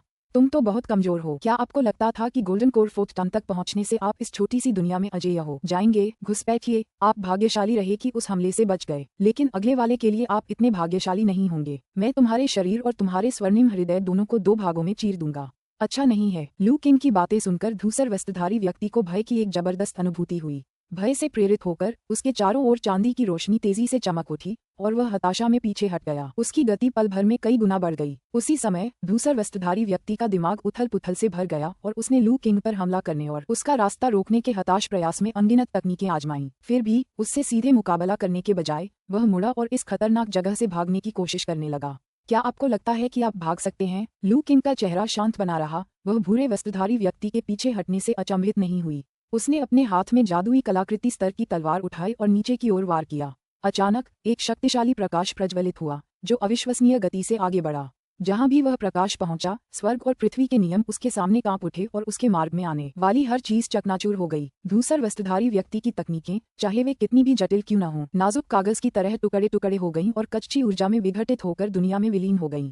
तकनीकों के हमले को चीरते हुए भी ब्लेड लाइट ने अपनी गति नहीं खोई। ये धूसर वस्त्रधारी व्यक्ति की ओर बढ़ती रही, जो पहले ही कई मील भाग चुका था। जैसे ही वह उसे 2 टुकड़ों में काटने वाला था, तभी अचानक धूसर वस्त्र पहने हुए व्यक्ति के पीछे एक थोड़ी क्षतिग्रस्त वर्ल्ड फ्लाइंग बोट प्रकट हो गई। बूम! ब्लेड लाइट ने वर्ल्ड फ्लाइंग बोट पर प्रहार किया, जिससे धूसर वस्त्रधारी व्यक्ति की स्थिति पर केंद्रित ऊर्जा का एक भयानक विस्फोट हुआ। आसपास के पहाड़ पल भर में ही नष्ट हो गए और चट्टानों, पेड़ों और मलबे के अनगिनत टुकड़े हवा में उड़ गए। उफ! हालांकि लू किंग के प्रहार से वर्ल्ड फ्लाइंग बोट पूरी तरह से अलग नहीं हुई, लेकिन वह हिंसक रूप से एक तरफ धकेल दी गई और हवा में अनियंत्रित रूप से लुढ़कने लगी। तलवार की रोशनी की बची हुई शक्ति ने उसकी सुरक्षा को भेदते हुए धूसर वस्त्रधारी व्यक्ति की दैवीय चेतना को चीर डाला और उसे बुरी तरह क्षतिग्रस्त कर दिया। वह खून से लथपथ मुंह थूकने से खुद को नहीं रोक सका। ये तो बुरा हुआ। वॉइड फ्लाइंग बोट को दूर फेंके जाते देख धूसर वस्त्र पहने हुए व्यक्ति को भय और बेचैनी दोनों महसूस हुई। ये भय लू किंग की तलवार की अपार शक्ति से उत्पन्न हुआ था। शून्य उड़ने वाली नाव की सुरक्षा के बिना वह उस एक ही प्रहार से पूरी तरह नष्ट हो सकता था। इस घटना की तात्कालिकता इस तथ्य से उत्पन्न हुई कि वर्ल्ड फ्लाइंग बोट को दूर धकेल दिया गया था, जिससे वह तुरंत उसमें प्रवेश करने में असमर्थ था। कोई और विकल्प न होने पर धूसर वस्त्रधारी व्यक्ति ने व्याकुल होकर अपनी प्रेत गति तकनीक को सक्रिय किया और पूरी शक्ति से उड़ती हुई नाव की ओर दौड़ पड़ा। साथ ही उसने अपनी शेष दैवीय चेतना का प्रयोग करते हुए शून्य उड़ने वाली नाव को अपने करीब खींच लिया। इस क्षण उनके हृदय में पश्चाताप भर गया। कई वर्षों तक अनगिनत तरीकों को आजमाने के बावजूद वह वर्ल्ड फ्लाइंग बोट को पूरी तरह से परिष्कृत करके अपने शरीर में एकीकृत नहीं कर पाया था। इस वजह से वह उसके हाथों में महज एक साधारण जादुई वस्तु बनकर रह गई थी। यदि उसने इसे पूरी तरह से परिष्कृत कर लिया होता तो आज वह इतनी दयनीय स्थिति में कैसे पहुंच गया होता। लू किंग की निगाहें थोड़ी सी इधर उधर घूम गईं जब उसने देखा कि धूसर वस्त्र पहने हुए व्यक्ति बेताब होकर वर्ल्ड फ्लाइंग बोट का पीछा कर रहा है। उसके पीछे एक प्राचीन भव्य कड़ाही की आकृति प्रकट हुई। दबाव! एक ही शब्द के उच्चारण से दमनकारी बल की एक लहर ने 10 मील के दायरे को अपनी चपेट में ले लिया। धूसर वस्त्र पहने हुए वह व्यक्ति, जो प्रकाश की एक लकीर में बदल गया था, ने महसूस किया कि उसकी गति में भारी गिरावट आई है, लगभग रेंगने जैसी हो गई है। एक दमनकारी प्रकार की आध्यात्मिक कलाकृति अपने ऊपर हावी हो रही अत्यधिक दमनकारी शक्ति को महसूस करते हुए धूसर वस्त्रधारी व्यक्ति की चांदी जैसी चमक और तेज हो गई, क्योंकि उसने उस प्रभाव को खत्म करने की कोशिश की। हालांकि ली हुआ कड़ाही की दमनकारी शक्ति लू किंग की पहले की 10,000 कला हथेली की शक्ति से कहीं अधिक थी। चाहे वह चांदी की चमक को कितना भी धकेल दे, वह दमन को दूर नहीं कर सका। सौभाग्यवश वर्ल्ड फ्लाइंग बोट की सतह से एक बहती हुई चांदी जैसी रोशनी निकल रही थी, जिसने दमनकारी शक्ति को धीरे धीरे बेअसर कर दिया। हालांकि उसकी गति कम हो गई थी, फिर भी वह उसकी ओर बढ़ सकती थी। धूसर वस्त्रधारी व्यक्ति ने जल्दबाजी में अपनी दैवीय चेतना का उपयोग करते हुए शून्य उड़ने वाली नाव को अपने करीब आने के लिए प्रेरित किया। जब तक वह वर्ल्ड फ्लाइंग बोट में प्रवेश कर सकता था, तब तक जीवित रहने की उम्मीद बनी हुई थी। धूसर वस्त्रधारी व्यक्ति ने इस विपत्ति से बच निकलने के तुरंत बाद इस छोटी सी दुनिया को छोड़ने का निश्चय कर लिया था। उसका पीछा करने वाला युवक सचमुच बेहद डरावना था। पहले दिखाई देने वाली तलवार की रोशनी स्वर्गदाव गठबंधन के शीर्ष गोल्डन कोर शिष्य जियान यी द्वारा चलाई गई तलवार की चमक से कहीं अधिक भयावह थी। उन्हें इस बात में कोई संदेह नहीं था कि यदि वे यहाँ और अधिक देर तक रुके रहे तो उनकी निश्चित रूप से मृत्यु हो जाएगी। अपने बहुमूल्य शांति कमल और हाल ही में परिष्कृत किए गए मध्य श्रेणी के परिपूर्ण स्वर्ण कोर के विचार ने धूसर वस्त्रधारी व्यक्ति को अस्तित्व की एक शक्तिशाली भावना से भर दिया। उसकी किस्मत अब पलटने लगी थी और अमरता का मार्ग उसके सामने था। चाहे कुछ भी हो जाए, वह यहाँ हार मानने का जोखिम नहीं उठा सकता था। जीने की तीव्र इच्छा के चलते उनकी दैवीय चेतना में एक परिवर्तन सा आभास हुआ। उसकी मानसिक स्थिति में अचानक तीव्र बल आया, जिसके कारण उसके पास मौजूद वर्ल्ड फ्लाइंग बोट ने एक बार फिर गति पकड़ ली। पलक झपकते ही वह उसके पास पहुंच गई। क्या मेरी दिव्य चेतना जागृत हो गई है? धूसर वस्त्रधारी व्यक्ति अत्यंत प्रसन्न था और वर्ल्ड फ्लाइंग बोट पर चढ़ने के लिए तैयार हो गया। हालांकि जैसे ही उसका पैर उड़ती हुई नाव को छूने वाला था, एक अदृश्य लहर उस पर आ गिरी। धूसर वस्त्र पहने उस व्यक्ति का शरीर अकड़ गया और उसकी दृष्टि अचानक अंतहीन भ्रमों से भर गई। ये तो एक भ्रम पैदा करने की तकनीक है। इससे पहले कि वह इस विचार को समझ पाता, उसकी दैवीय चेतना पूरी तरह से वश में हो गई और वह एक ऐसी अवस्था में डूब गया जिससे निकलना असंभव था। अध्याय 424 नाजुक क्षण में इच्छा शक्ति में सफलता प्राप्त करना। वास्तव में स्वर्ण कोर क्षेत्र में किसी भी साधक को कम नहीं आंका जा सकता। आकाश में लू किंग धूसर वस्त्रधारी व्यक्ति के पास पहुंची और थोड़ी सी भावुकता के साथ उसकी खाली आंखों को निहारने लगी। उन्हें इस बात की उम्मीद नहीं थी कि धूसर वस्त्रधारी यह व्यक्ति जीवन और मृत्यु के कगार पर उनकी क्षमता को जगाएगा और इच्छा शक्ति और मानसिक स्थिति में एक अभूतपूर्व उपलब्धि हासिल करेगा। वह उस चांदी के उड़ने वाले जहाज पर सवार होने से बस एक कदम दूर था। एक सहज इशारे से लू किंग ने भूरे रंग के वस्त्र पहने उस व्यक्ति को, जो अभी भी फैंटसिम दिव्य क्षमता में फंसा हुआ था, दमन के लिए ली हुआ कड़ाही में धकेल दिया। गोल्डन कोर दायरे में कदम रखने और एक परफेक्ट गोल्डन कोर प्राप्त करने पर लू किंग की 2 दिव्य क्षमताओं की शक्ति में एक कायापलट परिवर्तन हुआ। कुछ समय पहले तक फैंटसिम की दिव्य क्षमता सफेद वस्त्रधारी युवक को केवल एक पल के लिए ही फंसा सकती थी, लेकिन अब लू किंग की उन्नत फैंटसिम दिव्य क्षमता धूसर वस्त्रधारी व्यक्ति, एक चौथे चरण के गोल्डन कोर विशेषज्ञ, को पूरी तरह से एक ऐसे भ्रम में डुबो सकती थी जिससे वह बच नहीं सकता था। अपनी पूर्णता में अद्वितीय परिपूर्ण स्वर्ण कोर की बेजोड़ शक्ति निर्विवाद की। गोल्डन कोर दायरे में प्रवेश करने पर लू किंग ने मार्शल आर्ट, मंत्र और दिव्य क्षमताओं में गुणात्मक परिवर्तन का अनुभव किया, जिससे उनकी शक्ति में अभूतपूर्व वृद्धि हुई। गोल्डन कोर दायरे के साधकों में केवल वे ही जिनके आधार अत्यंत गहरे हैं, संभावित रूप से फैंटिज्म के क्षरण का प्रतिरोध कर सकते हैं। धूसर वस्त्रधारी व्यक्ति, जो अभी चौथे चरण के आरंभ में ही था और जिसके पास अभी अभी परिष्कृत किया गया मध्य श्रेणी का स्वर्ण कोर था, लू किंग की दिव्य क्षमताओं के सामने टिक नहीं सका। उसकी हार निश्चित थी। धूसर वस्त्रधारी व्यक्ति को ली हुआओ कड़ाही में बंद करने के बाद लू किंग ने अपना ध्यान पास ही स्थित थोड़ी जर्जर लेकिन प्राचीन और साधारण चांदी की उड़ने वाली नाव की ओर मोड़ा। उसने इसके पहले के प्रदर्शन को देखा था। ली हुआओ कड़ाही की दमनकारी शक्ति के बावजूद चांदी की उड़ने वाली नाव की गति मुश्किल से कम हुई थी और वह अभी भी तेजी से यात्रा करने में सक्षम थी। इसके अलावा धूसर वस्त्र पहने हुए व्यक्ति ने नाव में प्रवेश करने के लिए जी जान से संघर्ष किया था, जिससे ये संकेत मिलता है कि उसमें कोई बड़ा रहस्य छिपा हुआ था। हालांकि इसके स्वामी होने के बावजूद सफेद वस्त्रधारी व्यक्ति इसे आसानी से चलाने में असमर्थ प्रतीत हो रहा था। इस विचित्र बात ने लू किंग को हैरान कर दिया। अब जब धूसर वस्त्रधारी व्यक्ति को वश में कर लिया गया था और कोई भी इसे संचालित नहीं कर रहा था, तो चांदी की उड़ने वाली नाव चुपचाप हवा में तैर रही थी। नाव का निरीक्षण करते हुए, जिस पर उसके द्वारा किए गए प्रहार के बावजूद कोई स्पष्ट ब्लेड के निशान नहीं थे, लू किंग ने गहराई से जांच करने के लिए अपनी आध्यात्मिक क्षमताओं को सक्रिय किया। अप्रत्याशित रूप से इस जांच में अनुमान से अधिक समय लग गया। 10 से अधिक सांसें बीत गईं, फिर भी कोई सूचनात्मक पाठ प्रकट नहीं हुआ। यह उल्लेखनीय था कि गोल्डन कोर दायरे में कदम रखने के बाद से लू किंग की खोजी क्षमताएं भी काफी मजबूत हो गई थीं। यहाँ तक कि आध्यात्मिक कलाकृतियों की जांच करते समय भी इस प्रक्रिया में शायद ही कभी ज्यादा समय लगता था। लेकिन चांदी की यह उड़ने वाली नाव, जिसकी प्रकट शक्ति विशेष रूप से प्रभावशाली नहीं थी, अभी तक कोई परिणाम नहीं दे पाई थी। लू किंग ने धैर्यपूर्वक प्रयास जारी रखा और 20 से अधिक सांसों के बाद ही उड़ती हुई नाव से बैंगनी प्रकाश की एक परत उभरी। स्क्रीन पर कई पंक्तियां दिखाई देने लगीं। बैंगनी रोशनी। लू किंग अचंभित रह गई। एक मामूली बैंगनी श्रेणी की कलाकृति के लिए इतनी लंबी जांच की आवश्यकता नहीं होनी चाहिए। उन्होंने सामने आए पाठ पर ध्यान केंद्रित किया। शून्य उड़ने वाली नाव, आध्यात्मिक कलाकृति, दाव कलाकृति का अंश। यह उड़ने वाली नाव कभी एक शक्तिशाली दाव कलाकृति का प्राथमिक घटक थी। गंभीर क्षति के कारण इसकी शक्ति घटकर एक मध्यम श्रेणी की आध्यात्मिक कलाकृति के स्तर तक सीमित हो गई है। दाव कलाकृति एक ऐसा खजाना जिसमें संपूर्ण दाव नियम समाहित है, जो इसे दाव कलाकृति की उपाधि के योग्य बनाता है। यह उड़ने वाली नाव अविश्वसनीय गति से अंतरिक्ष में यात्रा करने और बच निकलने की क्षमता रखती है। इसके भीतर एक आत्मा की छाप मौजूद है, जो ये दर्शाती है कि इसे परिष्कृत किया गया है और इसके स्वामी द्वारा इस पर दावा किया गया है। क्या ये दाव कलाकृति का एक टुकड़ा है? जानकारी मिलते ही लू किंग का दिल कांप उठा। एक ऐसे खजाने का जिक्र सुनकर जिसमें संपूर्ण दाव विधि समाहित है, वह स्तब्ध रह गया। यहाँ तक कि आध्यात्मिक कलाकृतियाँ, जिनमें दाव नियम का केवल एक अंश ही मौजूद होता था, सक्रिय होने पर अपार शक्ति का उत्सर्जन कर सकती थीं। अपनी चरम सीमा पर शक्तिशाली आध्यात्मिक कलाकृतियाँ पहाड़ों को जलाकर राख कर सकती थीं और समुद्रों को उबाल सकती थीं। यदि आध्यात्मिक कलाकृतियाँ भी ऐसे कारनामे कर सकती हैं, तो एक संपूर्ण दाव नियम को समाहित करने वाली दाव कलाकृति किस प्रकार का भयावह अस्तित्व होगी? लू किंग के लिए ऐसे दृश्य की कल्पना करना मुश्किल था। ऐसा प्रतीत होता है कि आध्यात्मिक कलाकृतियों से ऊपर अगला स्तर वास्तव में दाव कलाकृतियां हैं। लू किंग ने विवरणों के आधार पर अनुमान लगाया। युवा मास्टर। उसी क्षण यान लू किंग के बगल में प्रकट हुई। उसका चेहरा सदमे से भरा हुआ था, क्योंकि वह शून्य उड़ने वाली नाव को घूर रही थी। इस नाव ने उसे एक अवर्णनीय बेचैनी और एक गहरी अंतर्निहित भय की भावना दी। युवा स्वामी, यह उड़ने वाली नाव, जो भी हो, हम इस पर बाद में चर्चा करेंगे। लू किंग ने बीच में ही बात काटते हुए शून्य उड़ने वाली नाव को स्वर्ग और पृथ्वी की एक ऊर्जा थैली में रख दिया। समझा। यान आज्ञाकारी होकर ली हुआओ के कड़ाहे में पीछे हट गई। उसका रवैया पहले की तुलना में कहीं अधिक विनम्र था। हाल ही में हुए युद्ध ने यान को लू किंग की अपार शक्ति से गहराई से अवगत करा दिया था।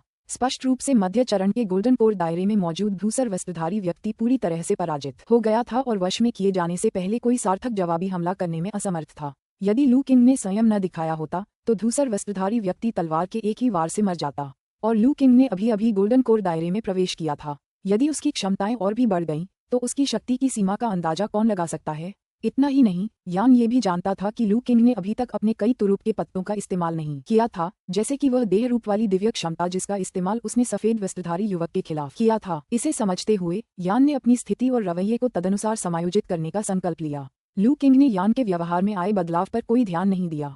प्रकाश की एक धारा में रूपांतरित होकर वह ज्यूली गांव लौट आया और पलक झपकते ही अर्ध पहाड़ आंगन के सामने आ गिरा। युवा स्वामी लू, लिन झिरुई और अन्य लोग पहले ही आंगन में एकत्रित हो चुके थे। लू किंग को देखते ही वे आगे बढ़े। उनके चेहरे पर सम्मान और विस्मय का मिलाजुला भाव था। इसका कोई उपाय नहीं था। लू किंग द्वारा पहले किया गया शक्ति प्रदर्शन बहुत ही जबरदस्त था, विशेषकर वह दृश्य जिसमें उनकी तलवार ने कई पर्वतीय चोटियों को चकनाचूर कर दिया। उनके प्रति श्रद्धा न जताना असंभव था। गुरुजी, क्या गांव में सब लोग सुरक्षित हैं?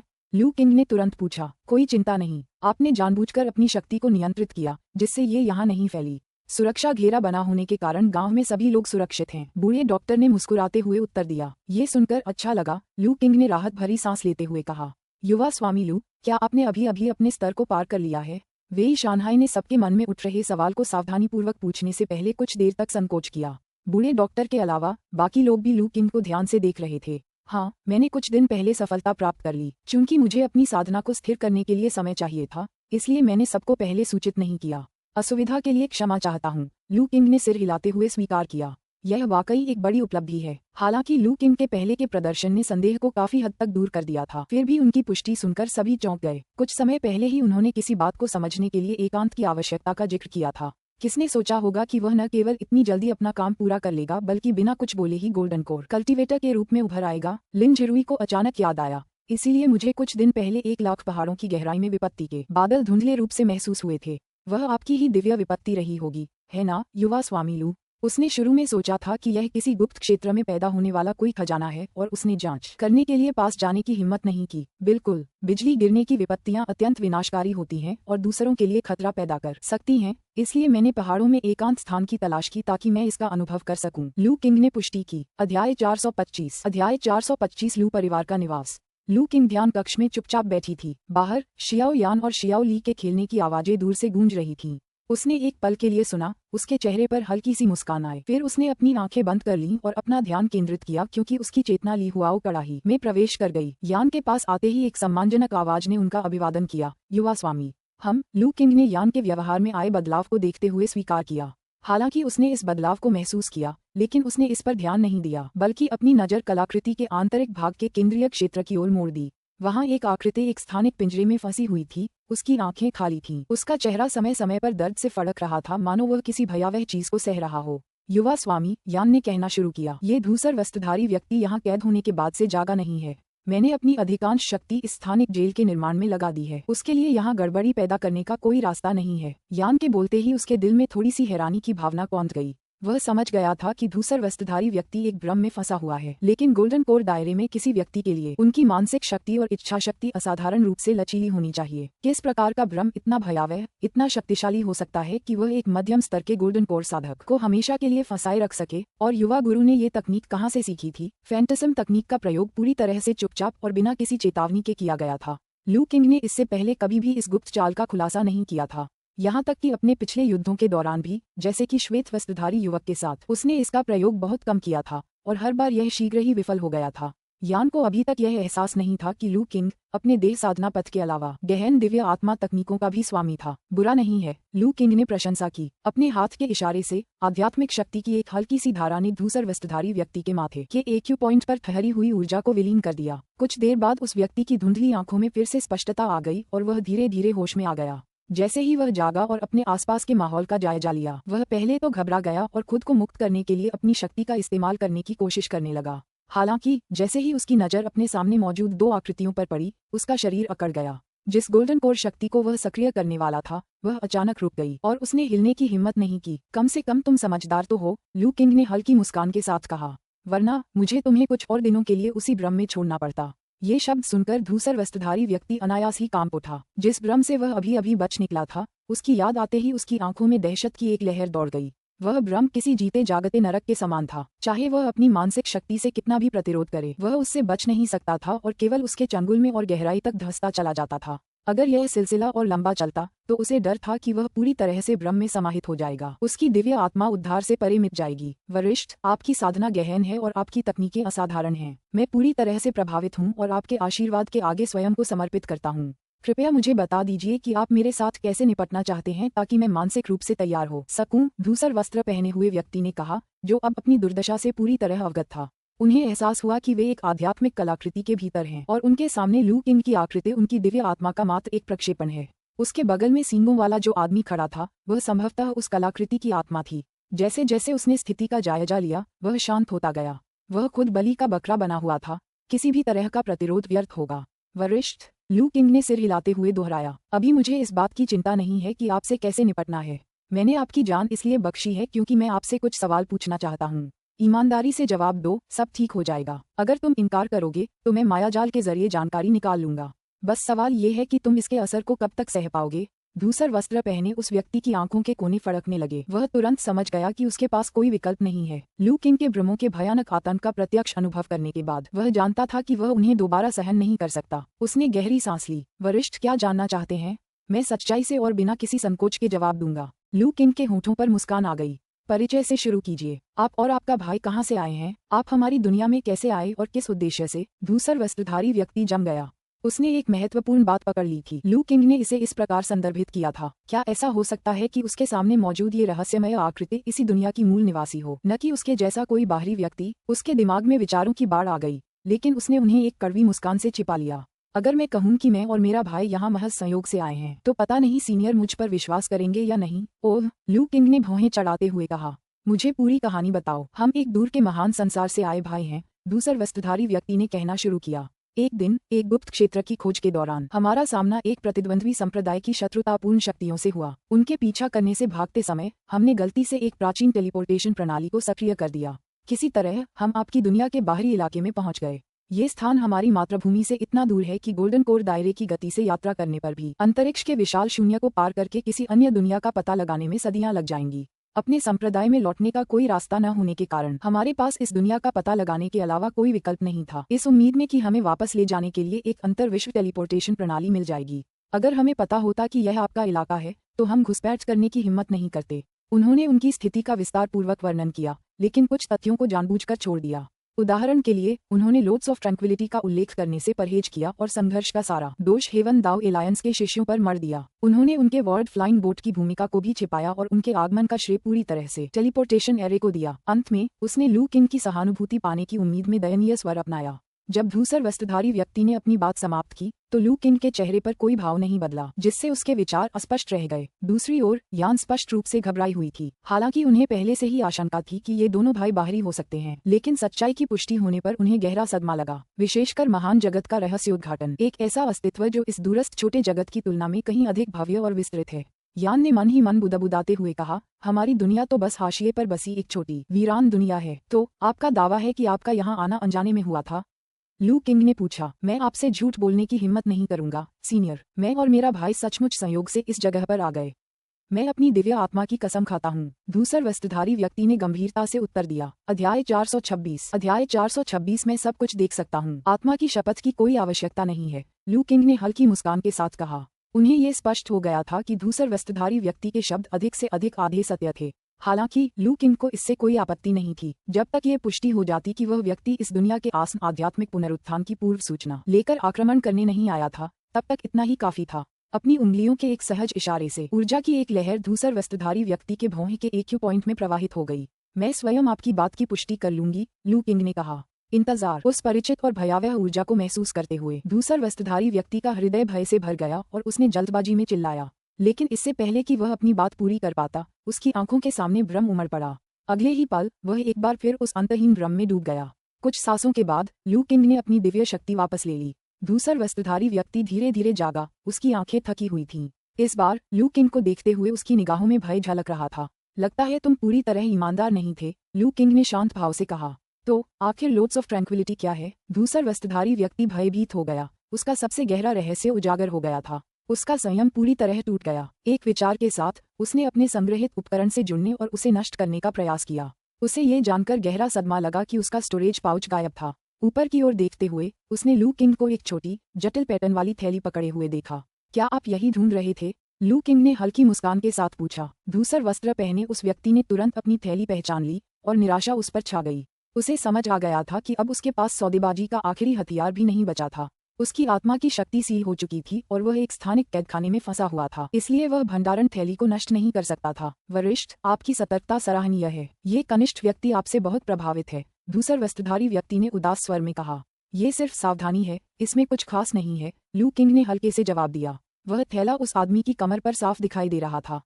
लू किंग की नजर उस पर कैसे नहीं पड़ी, लेकिन थैले पर एक प्रतिबंध लगा हुआ था, जिसकी वजह से वह फिलहाल उसे खोल नहीं सकता था। वरिष्ठ, आप शांति के कमल के बारे में जानना चाहते हैं? मैं एक सौदा प्रस्तावित करता हूँ। यदि आप मुझे बख्शने की शपथ लें तो मैं न केवल आपको शांति का कमल भेंट करूंगा, बल्कि आपको इसका उपयोग करना भी सिखाऊंगा। आपका क्या विचार है? धूसर वस्त्रधारी व्यक्ति ने सावधानी से पूछा। मुझसे बातचीत करोगे? लू किंग ने उसे ठंडी निगाहों से देखा। तुम्हारी पिछली प्रतिक्रिया से तो यही लगता है कि शांति का कमल पहले से ही इस थैली में है। अगर ऐसा है तो मैं तुमसे बातचीत क्यों करूं जब वह मेरे पास पहले से ही है? शांति का कमल सचमुच उस थैली में है, दूसर वस्त्रधारी व्यक्ति ने स्वीकार किया। लेकिन यह एक प्रतिबंध के साथ एक खजाने के डिब्बे में बंद है। अगर मेरी मृत्यु हो जाती है तो डिब्बे के भीतर मौजूद आत्मा की छाप मिट जाएगी और डिब्बा स्वयं नष्ट हो जाएगा और कमल भी उसके साथ नष्ट हो जाएगा। हो सकता है कि आप इसका महत्व न समझें। वरिष्ठ, शांति का कमल एक सर्वोच्च आध्यात्मिक औषधि है जो समझ को बढ़ाती है, साधना में सुधार करती है और स्वर्णिम मूल को शुद्ध करती है। यहाँ तक कि नवोदित आत्मा के साधक भी इसके लिए दीवाने हो जाएंगे। आप निश्चित रूप से ऐसे खजाने को नष्ट नहीं होने देना चाहेंगे। दूसर वस्त्र पहने हुए व्यक्ति ने लू किंग को ध्यान से देखा और सोच समझकर हर शब्द बोला। क्या तुम मुझे धमकी दे रहे हो? लू किंग की निगाहें एकदम ठंडी हो गईं। अगर ऐसा है तो तुम जाकर मर जाओ। जैसे ही उसने बोलना शुरू किया, स्थानिक कारागार में नीले रंग की आध्यात्मिक अग्नि की एक हल्की सी लौ प्रज्वलित हुई और तेजी से फैलने लगी। लू किंग की वर्तमान शक्ति और ली हुआओ कड़ाही की शक्ति के साथ आध्यात्मिक अग्नि अत्यंत भयावह थी। घायल धूसर वस्त्रधारी व्यक्ति बिल्कुल भी प्रतिरोध नहीं कर सका। कुछ ही क्षणों में उसका शरीर पिघलने लगा। यहाँ तक कि जब उसने अपनी सुरक्षात्मक चांदी की रोशनी सक्रिय की तब भी अपरिहार्य घटना में केवल थोड़ी सी ही देरी हुई। मुझे बख्श दीजिए सीनियर, कृपया मुझे बख्श दीजिए। भूरे वस्त्र पहने उस व्यक्ति की आंखों में भय का भाव व्याप्त था। उसने कमल का महत्व उजागर कर दिया था, फिर भी लू किंग ने कार्रवाई करने में जरा भी संकोच नहीं किया। क्या उसे सचमुच इस बात की परवाह नहीं थी कि शांति का कमल नष्ट हो जाए? आग की असहनीय गर्मी में अपने शरीर को विघटित होते हुए और अपनी सुरक्षात्मक तकनीकों को विफल होते हुए महसूस करते हुए दूसर वस्त्रधारी व्यक्ति ने गरिमा का सारा दिखावा त्याग दिया और दया की भीख मांगी। लेकिन लू किंग अविचलित रहा। उसका चेहरा भावहीन था। उसने हाथ से एक विशेष मुद्रा बनाई और आग की शक्ति दोगुनी हो गई। कभी नीली दिखने वाली ज्वालाएं जैसे जैसे तीव्र होती गईं, उनकी तीव्रता बढ़ती गई और वे लगभग पारदर्शी हो गईं। दूसर वस्त्रधारी व्यक्ति का शरीर और भी तेजी से पिघलने लगा। आग ने न केवल उसके शरीर को जलाकर राख कर दिया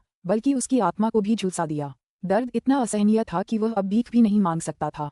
पीड़ा और आतंक में फंसा हुआ वह असहाय होकर केवल देखता रहा क्योंकि उसका शरीर और आत्मा जलकर राख हो गए। अत्यधिक स्थानिक दमन के कारण वह अपने गोल्डन कोर को भी आत्मा नष्ट नहीं कर सका। कुछ ही सांसों के भीतर उसका शरीर खून और मांस के एक छोटे से पोखर में बदल गया जो लगातार सिकुड़ता जा रहा था। अंततः धूसर वस्त्रधारी व्यक्ति को एहसास हुआ कि भागना असंभव है। घोर निराशा में डूबे हुए उसने एक आखिरी दिल दहला देने वाली चीख निकाली, शैतान, तुम्हारी भयानक मौत होगी। मेरा संप्रदाय मेरा बदला लेगा। फिर सन्नाटा छा गया। जब लू किंग ने आग बुझाई तो उस स्थानिक कारागार में केवल कुछ धुंधली रोशनी के गुच्छे, कुछ धुंधले खजाने और एक छोटे बच्चे की मुट्ठी के आकार का एक छोटा सुनहरा मनका ही बचा था। भूरे वस्त्र पहने उस व्यक्ति का शरीर पूरी तरह से जलकर राख हो गया था। युवक स्वामी, मुझे लगा था कि आप उसे बख्श देंगे, यान ने आश्चर्य से कहा। यहाँ तक कि वह भी धूसर वस्त्रधारी व्यक्ति के प्रस्ताव से आकर्षित हो गया था। यदि शांति का कमल वाकई उतना ही अनमोल था जितना बताया गया था तो एक जीवन बचाना उचित प्रतीत होता था। लेकिन लू किंग ने उसे निर्दयतापूर्वक जलाकर मार डाला था। इस आदमी की साजिशें बहुत गहरी हैं।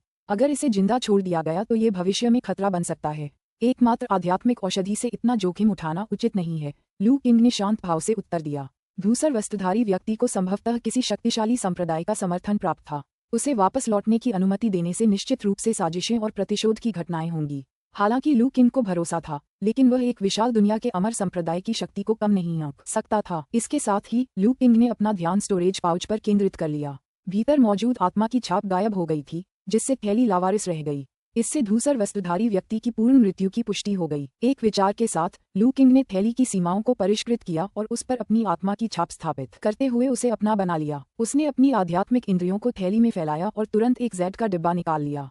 अपनी क्षमताओं से उसका निरीक्षण करने के बाद उसने उसे खोला। अंदर क्रिस्टल जैसी एक आध्यात्मिक औषधि थी जिससे भरपूर आध्यात्मिक ऊर्जा निकल रही थी। लू किंग के चेहरे पर मुस्कान आ गई। ऐसा लगता है कि गोल्डन कोर का साधक भी अपनी जान बचाने के लिए कोई भी झूठ बोल देगा। अध्याय 427 में सब कुछ देख सकता हूँ। छोटे स्वामी, यह क्या है? यान ने लू किंग के हाथों में मौजूद खजाने के डिब्बे के भीतर क्रिस्टलीय कमल पर एक नजर डाली और खुद को पूछने से रोक नहीं पाई। अगर मैं गलत नहीं हूँ तो ये शांति का कमल होना चाहिए, लू किंग ने उत्तर दिया। शांति का कमल? तो वह धूसर वस्त्रधारी व्यक्ति अभी हमें धोखा दे रहा था। यान तुरंत समझ गया। ऐसा ही लगता है, लू किंग ने खजाने का डिब्बा बंद करते हुए कहा। यान कुछ पल चुप रहने के बाद फिर बोली, शुक्र है छोटे मालिक, आपकी सूझबूझ कमाल की है। आपने उसकी चाल को तुरंत भांप लिया, वरना हम उसके झांसे में आ सकते थे। मुझे पूरी तरह से यकीन नहीं था कि वह झूठ बोल रहा है या नहीं।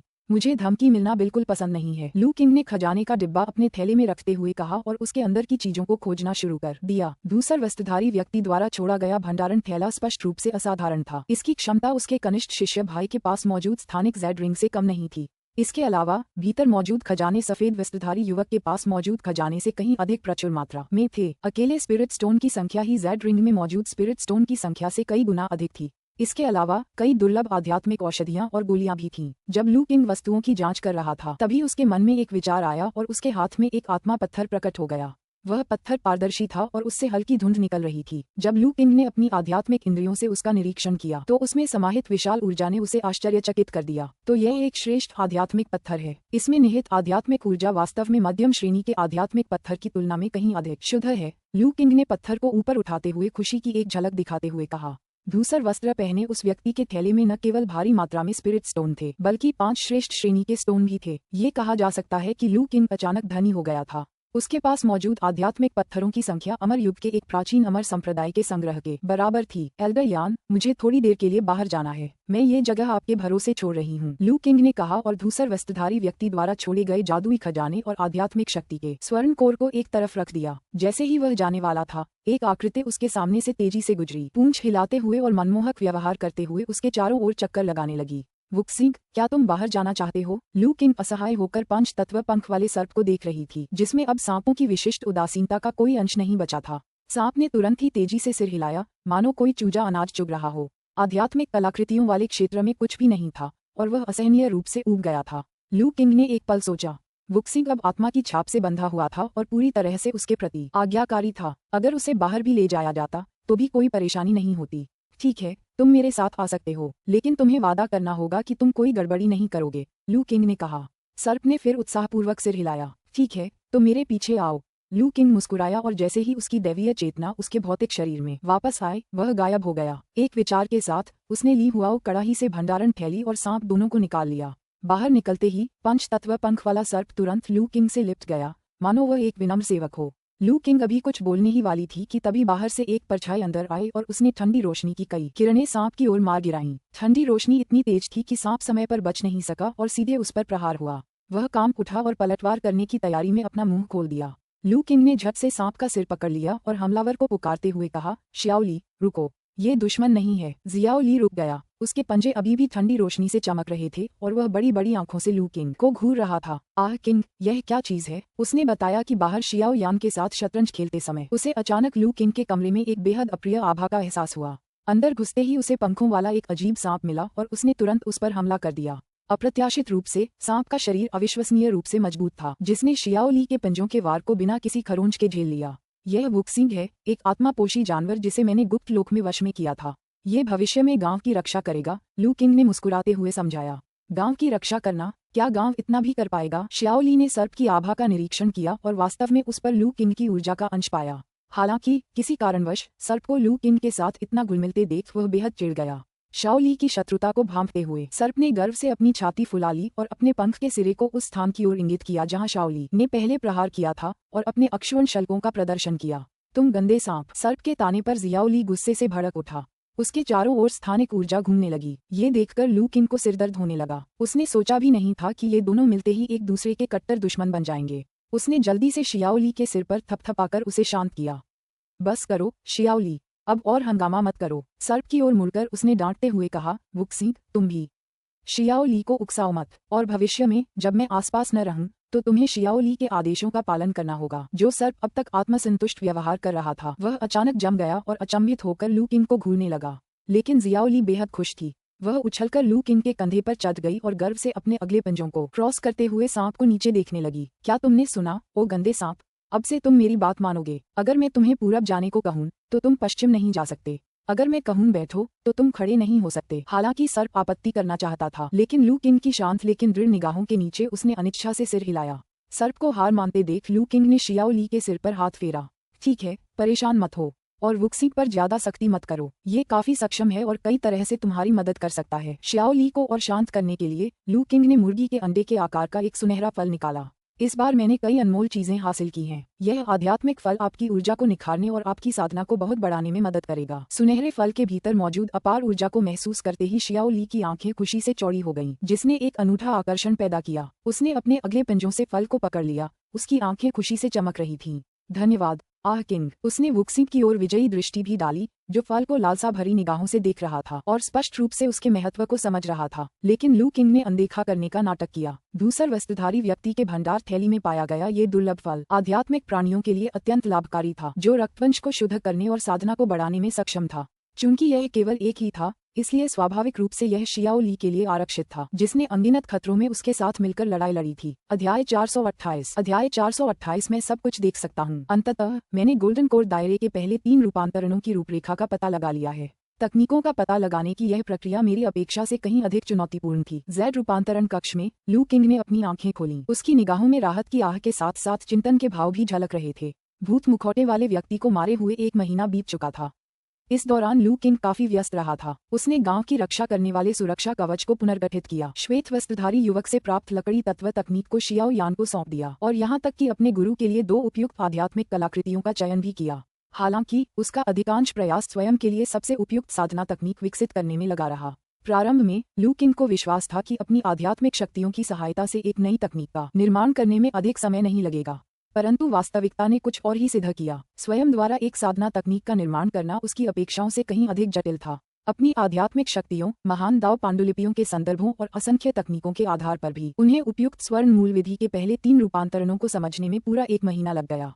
इनमें से केवल पहला रूपांतरण ही पूरी तरह से विस्तृत था। अन्य 2 केवल रूपरेखाएं थीं, जिनमें भविष्य में और अधिक परिष्करण की आवश्यकता होगी। फिर भी प्रगति होना राहत की बात है।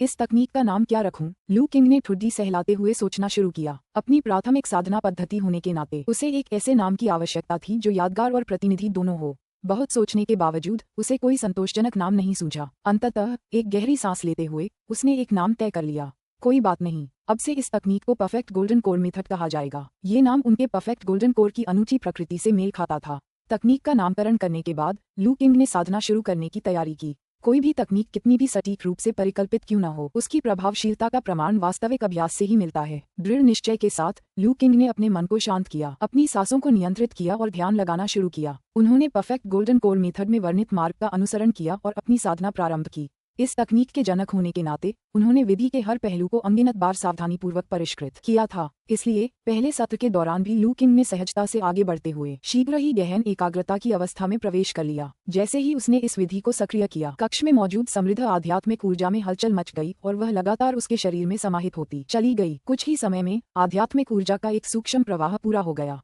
लू किंग ने अपनी आध्यात्मिक शक्ति में एक हल्की लेकिन ध्यान देने योग्य वृद्धि महसूस की। ये काम करता है। इस सफलता से उत्साहित होकर लू किंग ने अपनी साधना फिर से शुरू कर दी। हर छोटे से छोटे चक्र के साथ कक्ष की आध्यात्मिक ऊर्जा तेजी से अवशोषित हो रही थी। जेड रूपांतरण कक्ष की निर्माण बाधा ने खपत हुई ऊर्जा की भरपाई के लिए काम करना शुरू कर दिया और बाहरी दुनिया से अधिक ऊर्जा को आकर्षित करने लगी। ऊर्जा की इस प्रचुर आपूर्ति के तहत लू किंग के ऊर्जा सागर के भीतर स्थित स्वर्णिम कोर प्रत्येक चक्र के साथ धीरे धीरे मजबूत होने लगा। हालांकि आधे घंटे बाद लू किंग ने भौहें सिकोड़ीं और अपनी आंखें खोलीं।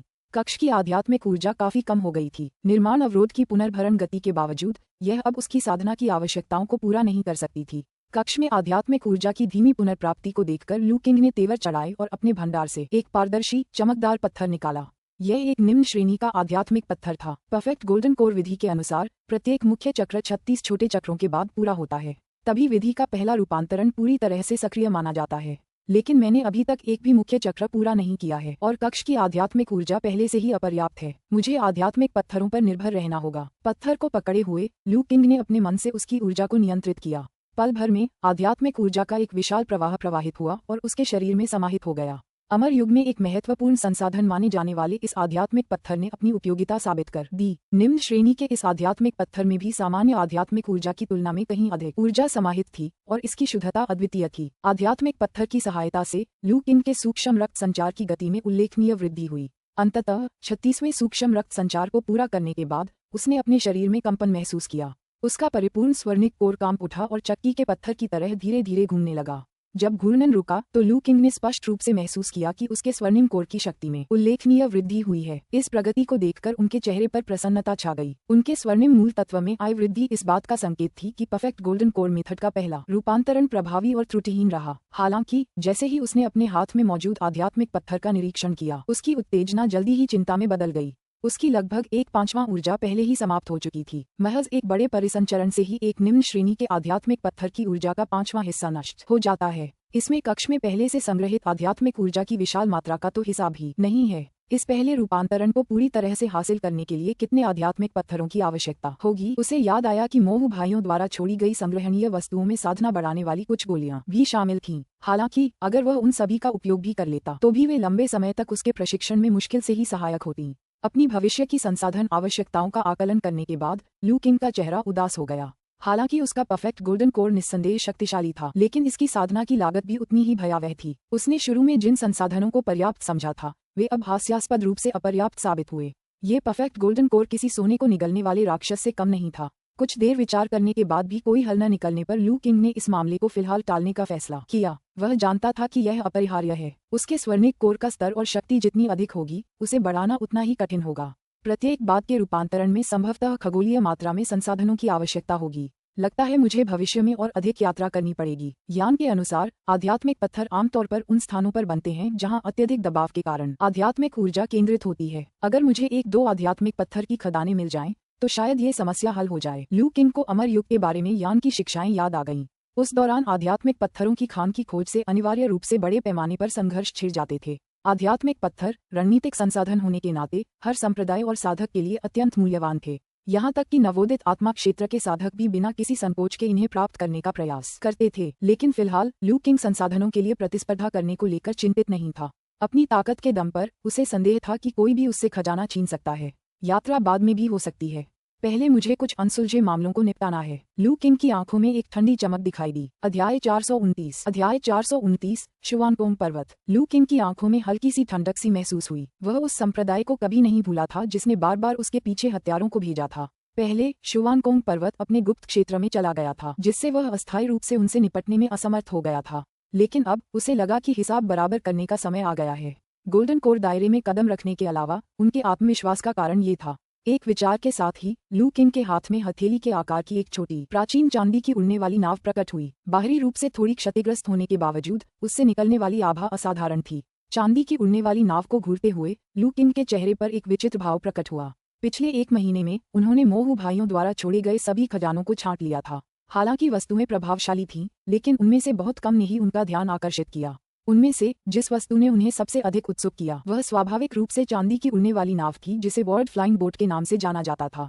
आखिरकार उसकी आध्यात्मिक शक्तियों ने इसे दाव कलाकृति के एक टुकड़े के रूप में पहचान लिया था।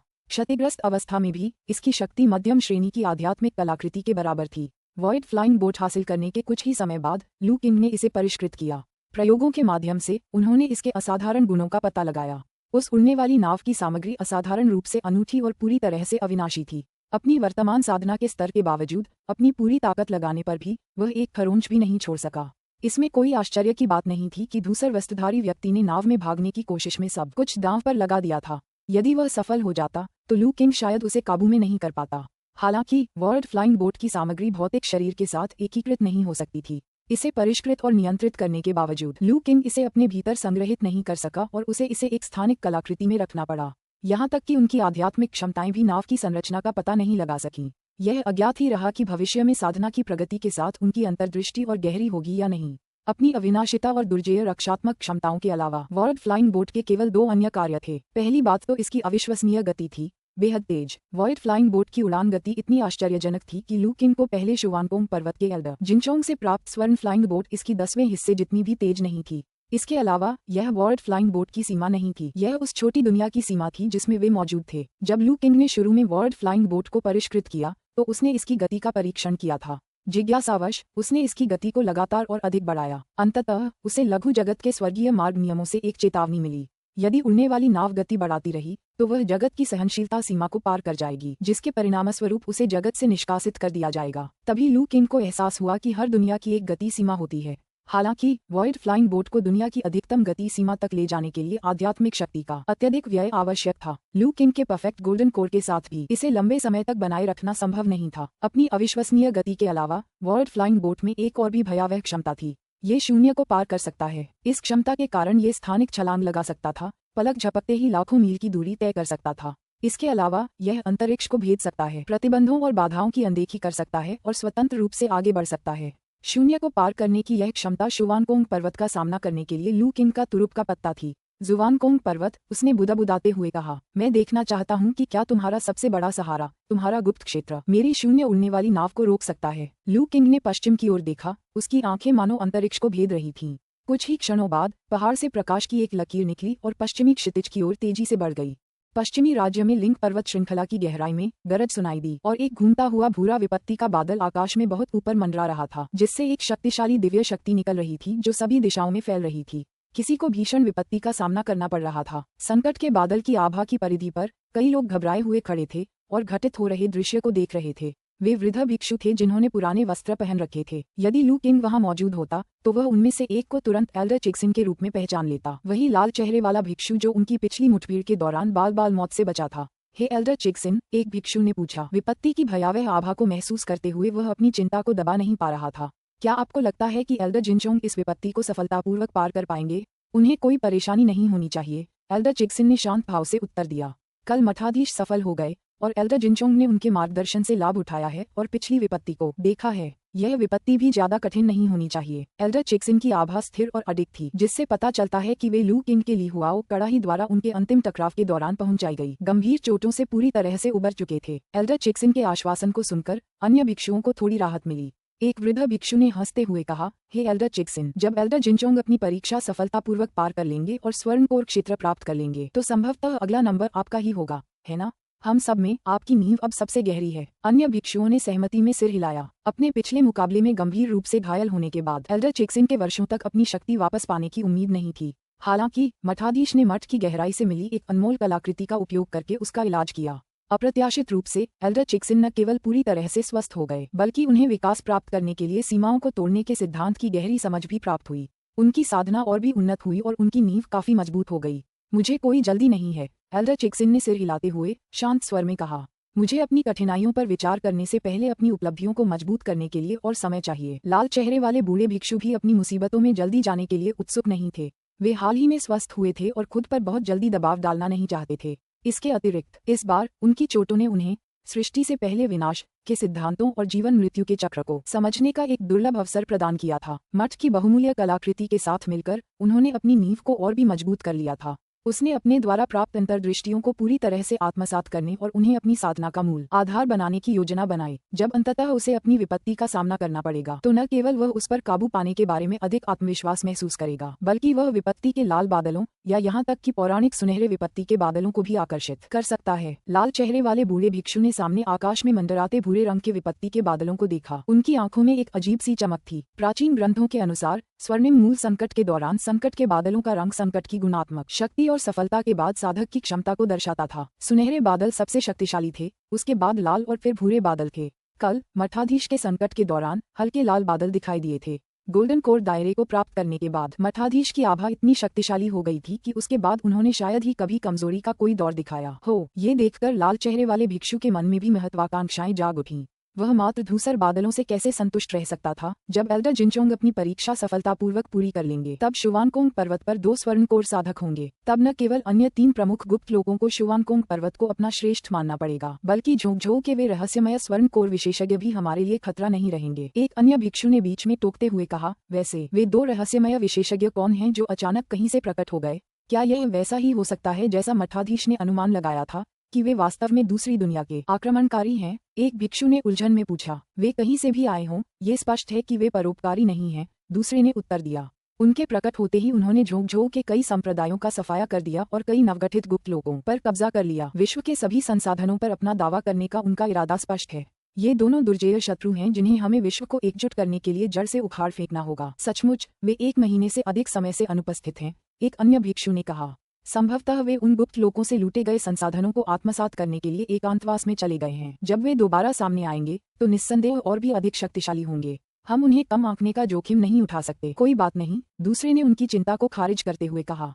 अगर वे एकांत में न होते तो मठाधीश को अपनी पीड़ा से गुजरने का अवसर ही न मिलता। वे तो केवल 2 ही हैं, जबकि शुवानकोंग पर्वत पर कई हैं। जब तक हम सभी अपनी कठिनाइयों को सफलतापूर्वक पार कर लेते हैं, तब तक हमें उनसे डरने का कोई कारण नहीं होगा। और यह मत भूलो, एक ऐसा व्यक्ति है जिसे सबसे पहले खत्म करना होगा। लाल चेहरे वाले भिक्षु ने अचानक कहा, उसकी आवाज में घृणा और जहर भरा हुआ था। भूत मुखौटे वाले व्यक्ति को ढूंढकर मार डालना होगा, चाहे इसके लिए हमें आकाश धरती का हर कोना छानना पड़े। सचमुच वह भूत मुखौटाधारी आदमी, यदि हम उसे सबसे भीषण दंड नहीं देते तो शुवानकोंग पर्वत के पतित शिष्यों की आत्माओं को कभी शांति नहीं मिलेगी। मठवासी की साधना स्थिर होते ही हम उनसे तुरंत दिव्य गणना का उपयोग करके भूत मुखौटे वाले व्यक्ति के छिपने की जगह का पता लगाने के लिए कहेंगे। उनकी स्वर्णिम मूल साधना और आध्यात्मिक कलाकृतियों की शक्ति के साथ मुझे विश्वास नहीं होता कि हम उसे नहीं ढूंढ सकते। अन्य भिक्षुओं ने भी उतनी ही ठंडी आवाज में अपनी बात रखी। भूत मुखौटाधारी व्यक्ति ने शुवानकोंग पर्वत के कई शिष्यों की हत्या कर दी थी, जिनमें से कुछ उनके निजी आश्रित भी थे। इतनी गहरी नफरत का बदला लिए बिना रहना संभव नहीं था। अचानक एक जोरदार धमाका गूंज उठा। जब भिक्षु भूत मुखौटे वाले व्यक्ति का पता लगाने के बारे में गहन चर्चा कर रहे थे, तभी आगे मौजूद विपत्ति के बादलों के भंवर ने विपत्ति की बिजली का अपना अंतिम झटका छोड़ा और धीरे धीरे बिखर गया। भिक्षुओं के चेहरे खुशी से चमक उठे। एल्डर जिनचोंग की आभा अभी भी प्रबल है। उन्होंने अपनी परीक्षा सफलतापूर्वक पार कर ली है।